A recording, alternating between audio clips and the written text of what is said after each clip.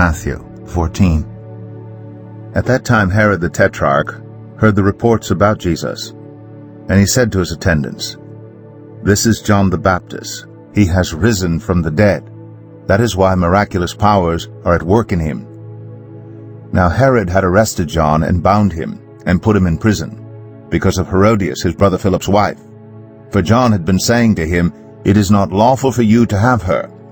Herod wanted to kill John, but he was afraid of the people because they considered John a prophet. On Herod's birthday, the daughter of Herodias danced for the guests and pleased Herod so much that he promised with an oath to give her whatever she asked. Prompted by her mother, she said, "Give me here on a platter the head of John the Baptist." The king was distressed, but because of his oaths and his dinner guests, he ordered that her request to be granted, and had John beheaded in the prison. His head was brought in on a platter and given to the girl, who carried it to her mother. John's disciples came and took his body and buried it. Then they went and told Jesus. When Jesus heard what had happened, he withdrew by boat privately to a solitary place. Hearing of this, the crowds followed him on foot from the towns. When Jesus landed and saw a large crowd, he had compassion on them and healed their sick. As evening approached, the disciples came to him and said, "This is a remote place, and it's already getting late. Send the crowds away so they can go to the villages and buy themselves some food." Jesus replied, "They do not need to go away. You give them something to eat." "We have here only 5 loaves of bread and 2 fish," they answered. "Bring them here to me," he said. And he directed the people to sit down on the grass. Taking the 5 loaves and the 2 fish and looking up to heaven, he gave thanks and broke the loaves. Then he gave them to the disciples, and the disciples gave them to the people. They all ate and were satisfied. And the disciples picked up 12 basketfuls of broken pieces that were left over. The number of those who ate was about 5,000 men, besides women and children. Immediately Jesus made the disciples get into the boat and go on ahead of him to the other side while he dismissed the crowd. After he had dismissed them, he went up on a mountainside by himself to pray. Later that night he was there alone, and the boat was already a considerable distance from land, buffeted by the waves because the wind was against it. Shortly before dawn, Jesus went out to them, walking on the lake. When the disciples saw him walking on the lake, they were terrified. "It's a ghost," they said, and cried out in fear. But Jesus immediately said to them, "Take courage, it is I, don't be afraid." "Lord, if it's you," Peter replied, "tell me to come to you on the water." "Come," he said. Then Peter got down out of the boat, walked on the water, and came toward Jesus. But when he saw the wind, he was afraid, and beginning to sink, he cried out, "Lord, save me!" Immediately Jesus reached out his hand and caught him. "You of little faith," he said, "why did you doubt?" And when they climbed into the boat, the wind died down. Then those who were in the boat worshipped him, saying, "Truly, you are the Son of God." When they had crossed over, they landed at Gennesaret. And when the men of that place recognized Jesus, they sent word to all the surrounding country. People brought all their sick to him, and begged him to let the sick just touch the edge of his cloak. And all who touched it were healed. Matthew 15. Then some Pharisees and teachers of the law came to Jesus from Jerusalem and asked, "Why do your disciples break the tradition of the elders? They don't wash their hands before they eat." Jesus replied, "And why do you break the command of God for the sake of your tradition? For God said, 'Honor your father and mother,' and anyone who curses their father or mother is to be put to death. But you say that if anyone declares that what might have been used to help their father or mother is devoted to God, they are not to honor their father or mother with it. Thus you nullify the word of God for the sake of your tradition. You hypocrites! Isaiah was right when he prophesied about you. "These people honor me with their lips, but their hearts are far from me. They worship me in vain. Their teachings are merely human rules." Jesus called the crowd to him and said, "Listen and understand. What goes into someone's mouth does not defile them, but what comes out of their mouth, that is what defiles them." Then the disciples came to him and asked, "Do you know that the Pharisees were offended when they heard this?" He replied, "Every plant that my heavenly Father has not planted will be pulled up by the roots. Leave them, they are blind guides. If the blind lead the blind, both will fall into a pit." Peter said, "Explain the parable to us." "Are you still so dull?" Jesus asked them. "Don't you see that whatever enters the mouth goes into the stomach and then out of the body? But the things that come out of a person's mouth come from the heart, and these defile them. For out of the heart come evil thoughts, murder, adultery, sexual immorality, theft, false testimony, slander. These are what defile a person. But eating with unwashed hands does not defile them." Leaving that place, Jesus withdrew to the region of Tyre and Sidon. A Canaanite woman from that vicinity came to him, crying out, "Lord, Son of David, have mercy on me. My daughter is demon-possessed and suffering terribly." Jesus did not answer a word. So his disciples came to him and urged him, "Send her away, for she keeps crying out after us." He answered, "I was sent only to the lost sheep of Israel." The woman came and knelt before him. "Lord, help me," she said. He replied, "It is not right to take the children's bread and toss it to the dogs." "Yes, it is, Lord," she said. "Even the dogs eat the crumbs that fall from the master's table." Then Jesus said to her, "Woman, you have great faith. Your request is granted." And her daughter was healed at that moment. Jesus left there and went along the Sea of Galilee. Then he went up on a mountainside and sat down. Great crowds came to him, bringing the lame, the blind, the crippled, the mute, and many others, and laid them at his feet, and he healed them. The people were amazed when they saw the mute speaking, the crippled made well, the lame walking, and the blind seeing, and they praised the God of Israel. Jesus called his disciples to him and said, "I have compassion for these people. They have already been with me 3 days and have nothing to eat. I do not want to send them away hungry, or they may collapse on the way." His disciples answered, "Where could we get enough bread in this remote place to feed such a crowd?"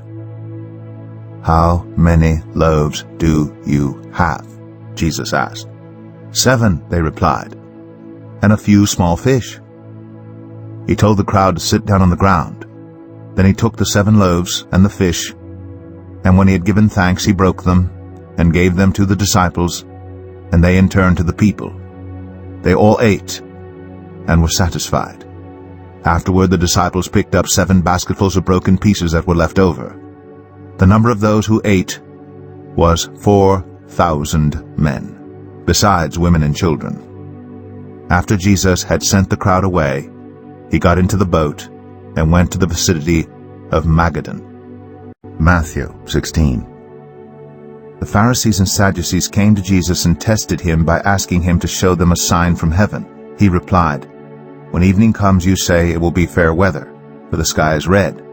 And in the morning, today it will be stormy, for the sky is red and overcast. You know how to interpret the appearance of the sky, but you cannot interpret the signs of the times. A wicked and adulterous generation looks for a sign, but none will be given it except the sign of Jonah." Jesus then left them and went away. When they went across the lake, the disciples forgot to take bread. "Be careful," Jesus said to them. "Be on your guard against the yeast of the Pharisees and the Sadducees." They discussed this among themselves and said, "It is because we didn't bring any bread." Aware of their discussion, Jesus asked, "You of little faith, why are you talking among yourselves about having no bread? Do you still not understand? Don't you remember the 5 loaves of the 5,000, and how many basketfuls you gathered? Or the 7 loaves of the 4,000, and how many basketfuls you gathered? How is it you don't understand that I was not talking to you about bread? but be on your guard against the yeast of the Pharisees and Sadducees." Then they understood that he was not telling them to guard against the yeast used in bread, but against the teaching of the Pharisees and Sadducees. When Jesus came to the region of Caesarea Philippi, he asked his disciples, "Who do people say the Son of Man is?" They replied, "Some say John the Baptist, others say Elijah, and still others Jeremiah or one of the prophets." "But what about you?" he asked. "Who do you say I am?" Simon Peter answered, "You are the Messiah, the Son of the living God." Jesus replied, "Blessed are you, Simon, son of Jonah, for this was not revealed to you by flesh and blood, but by my Father in heaven. And I tell you that you are Peter, and on this rock I will build my church, and the gates of Hades will not overcome it. I will give you the keys of the kingdom of heaven. Whatever you bind on earth will be bound in heaven, and whatever you loose on earth will be loosed in heaven." Then he ordered his disciples not to tell anyone that he was the Messiah. From that time on, Jesus began to explain to his disciples that he must go to Jerusalem and suffer many things at the hands of the elders, the chief priests, and the teachers of the law, and that he must be killed, and on the third day be raised to life. Peter took him aside and began to rebuke him. "Never, Lord," he said, "this shall never happen to you." Jesus turned and said to Peter, "Get behind me, Satan. You are a stumbling block to me. You do not have in mind the concerns of God, but merely human concerns." Then Jesus said to his disciples, "Whoever wants to be my disciple must deny themselves and take up their cross and follow me. For whoever wants to save their life will lose it, but whoever loses their life for me will find it. What good will it be for someone to gain the whole world yet forfeit their soul? Or what can anyone give in exchange for their soul? For the Son of Man is going to come in his Father's glory with his angels, and then he will reward each person according to what they have done. Truly, I tell you, some who are standing here will not taste death before they see the Son of Man coming in his kingdom." Matthew 17. After 6 days Jesus took with him Peter, James, and John, the brother of James, and led them up a high mountain by themselves. There he was transfigured before them. His face shone like the sun, and his clothes became as white as the light. Just then there appeared before them Moses and Elijah talking with Jesus. Peter said to Jesus, "Lord, it is good for us to be here. If you wish, I will put up 3 shelters, one for you, one for Moses, and one for Elijah." While he was still speaking, a bright cloud covered them, and a voice from the cloud said, "This is my Son, whom I love. With him I am well pleased. Listen to him." When the disciples heard this, they fell face down to the ground, terrified. But Jesus came and touched them. "Get up," he said. "Don't be afraid." When they looked up, they saw no one except Jesus. As they were coming down the mountain, Jesus instructed them, "Don't tell anyone what you have seen until the Son of Man has been raised from the dead." The disciples asked him, "Why then do the teachers of the law say that Elijah must come first?" Jesus replied, "To be sure, Elijah comes and will restore all things. But I tell you, Elijah has already come, and they did not recognize him, but have done to him everything they wished. In the same way, the Son of Man is going to suffer at their hands." Then the disciples understood that he was talking to them about John the Baptist. When they came to the crowd, a man approached Jesus and knelt before him. "Lord, have mercy on my son," he said. "He has seizures and is suffering greatly. He often falls into the fire or into the water. I brought him to your disciples, but they could not heal him." "You unbelieving and perverse generation," Jesus replied, "how long shall I stay with you? How long shall I put up with you? Bring the boy here to me." Jesus rebuked the demon, and it came out of the boy, and he was healed at that moment. Then the disciples came to Jesus in private and asked, "Why couldn't we drive it out?" He replied, "Because you have so little faith. Truly I tell you, if you have faith as small as a mustard seed, You can say to this mountain, 'Move from here to there,' and it will move. Nothing will be impossible for you." When they came together in Galilee, he said to them, "The Son of Man is going to be delivered into the hands of men. They will kill him, and on the third day he will be raised to life." And the disciples were filled with grief. After Jesus and his disciples arrived in Capernaum, the collectors of the 2 drachma temple tax came to Peter and asked, "Doesn't your teacher pay the temple tax?" "Yes, he does," he replied. When Peter came into the house, Jesus was the first to speak. "What do you think, Simon?" he asked. "From whom do the kings of the earth collect duty and taxes, from their own children or from others?" "From others," Peter answered. "Then the children are exempt," Jesus said to him. "But so that we may not cause offense, go to the lake and throw out your line. Take the first fish you catch, open its mouth, and you will find a 4 drachma coin. Take it and give it to them for my tax and yours."